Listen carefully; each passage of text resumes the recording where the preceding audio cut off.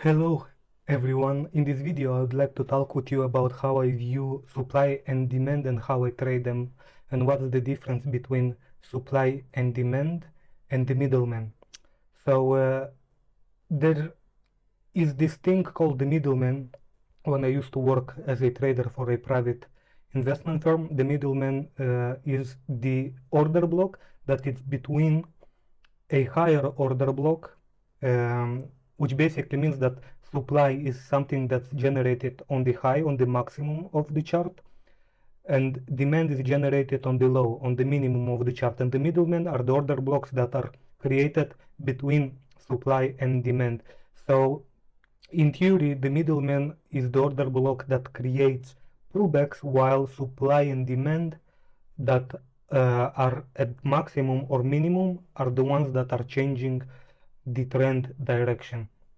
Okay, so one more thing that I would like to show you is that there are a couple of supply and demands. There is the normal one, the supply, as you can see, which is basically a small candle, and the engulfing candle, a very impulsive movement after that. So normal supply, you already know all of this. This is basic. And there is another supply. Let's say, for example, that the market went up and reversed. So this reversion is also considered a supply, an order block. And it doesn't matter if it has an engulfing candle. Why? The thing is that it reversed and went down from here because this area, it's actually a area that's so expensive that people, traders, thought that okay, it's too expensive to continue buying and let's start selling. So basically a supply, what I like to call this is a hidden supply. Okay, and after the market went down, created a pullback and started going up again, it created a demand. So this doesn't have to be a engulfing candle. Okay, the idea that it reversed from a particular price makes it a demand, makes it a order block. Okay, so people thought, okay, this price is too cheap. It's so cheap that it's not worth continue selling from it. So let's start buying from it. So that's why it went up, because this area is considered demand. As you can see here, there is no engulfing candle. As you can see, the market went up, so this is considered a demand. Then it came back to it, retest that area, it went up again to a normal supply, a basic supply that everybody knows. Okay, so all of the highs and highs, higher highs, lows, lower lows, and lower highs and higher lows are basically supply and demand areas, because there is a reason that the market reverses from there, and it reverses because people think that the price is cheap or expensive. So as we can see here, we have a supply that's kind of hard to see, kind of hard to notice, right here on the back tester, but this is the recent supply, and we should take recent supplies that are created on the way down. Okay, so every supply that is created on the way down, the market went up, went down, created a pullback, created a supply, went down again. So we should take the recent supplies, went down again, created a supply, pullback, new supply. So if you are trading one lot, for example, you should consider taking those supplies that are created on the way down, basically the middlemen. You should take those trades with a smaller lot size. So if you're trading one lot, you can actually try and use 0.50. So let's try and open a trade right here. So to create a trade, you need to press on the create order button that is right here on top, and create basically your order. This is very simple, and then press submit and your order is created. Here is the stop loss, here is our entry basically, and here is our take profit. Okay, so the market, as you can see, it gapped up, and here is the entry. So let's see what will happen. Right here you can see the account balance, the realized P&L and the unrealized P&L.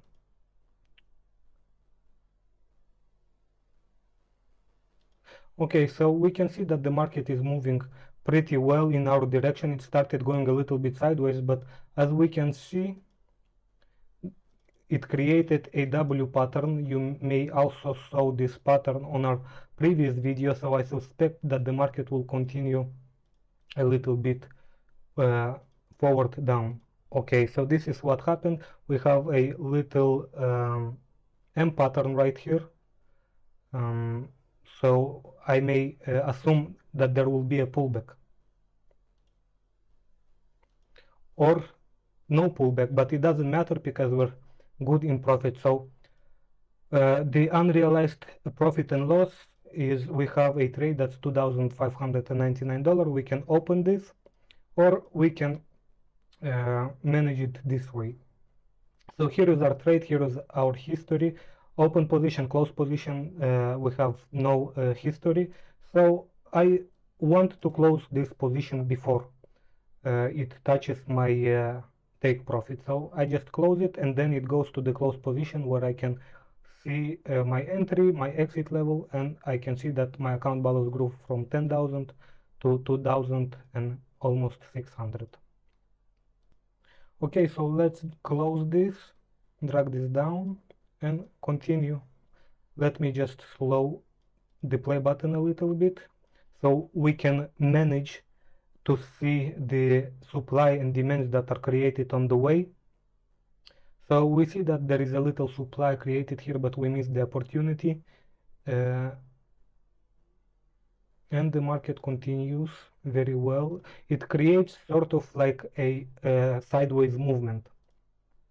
So on these sideways movements, I assume that there will be a manipulation, because usually before the market will reverse or create a big understandable consolidation, it creates manipulation. So this is why what I assume that will happen.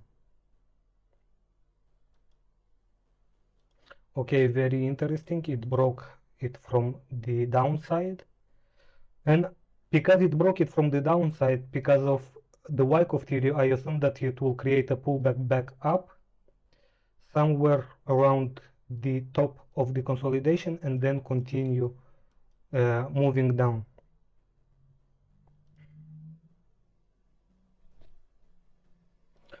Okay, very interesting. I think that we can try and open a new trade right here. So this is my position that I have calculated for myself, and let's just press submit. Oh, I forgot to press sell because I want to sell. Okay, so here is the stop loss, entry and take profit. So let's see how well will it go. Okay, so straightforward I see that it creates a M pattern, but the thing is that I don't want to buy an M pattern when the market is down. Okay, I want to buy the M pattern if there is a uptrend. So I hope that this is clear.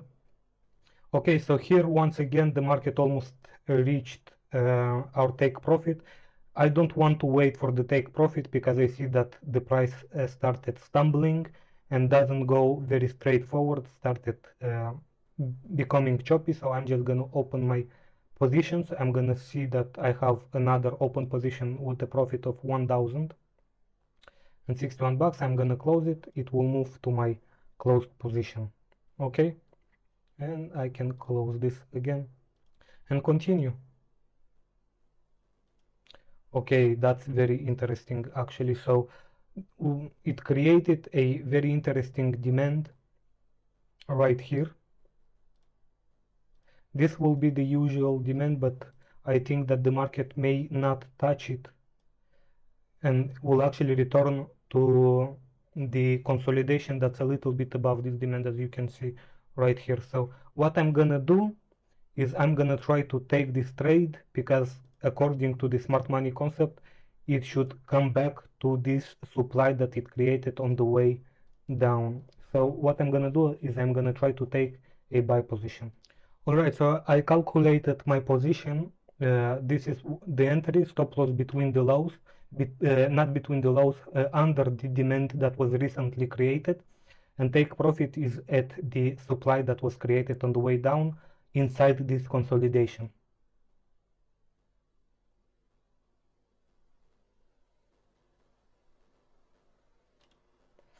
Okay, so the market almost reached my supply. I think that I'm gonna close this trade before it's gonna touch, just in case, with a unrealized profit of almost $800. So as of right now we have 3 trades, 3 of them in profit. So let's see how it will went. Okay, very nice. So it did take out this liquidity that's at the top of the consolidation, which is basically a supply. Let's draw that in red.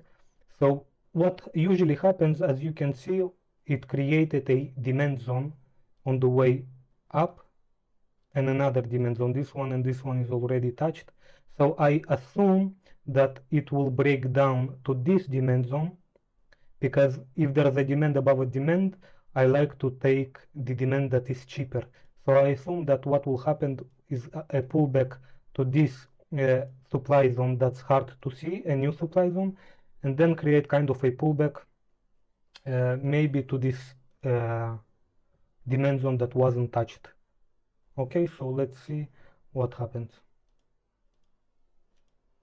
Okay, let me just slow down the play button because I want to be able to take.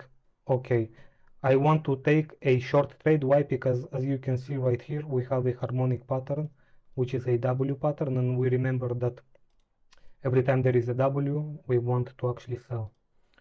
Okay, so I calculated my trade like this. I placed my take profit at the demand zone, stop loss above the consolidation and above the recent supply, and because of the W, I'm opening a market position down.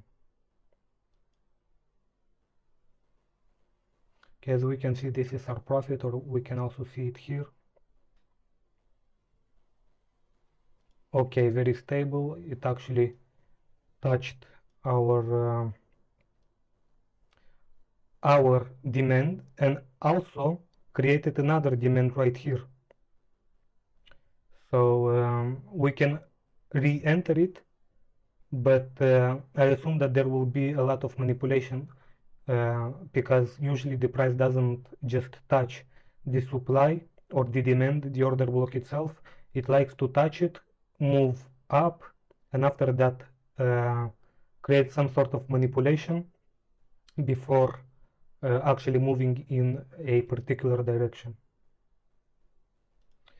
Okay, so this is exactly what I talked about, and as you can see, it also created a W harmonic pattern on the way up.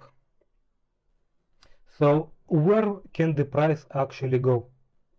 Because all of those areas are already touched, I assume that it will try to go from here to the next area, which is this area. Somewhere over here. Let me just draw this.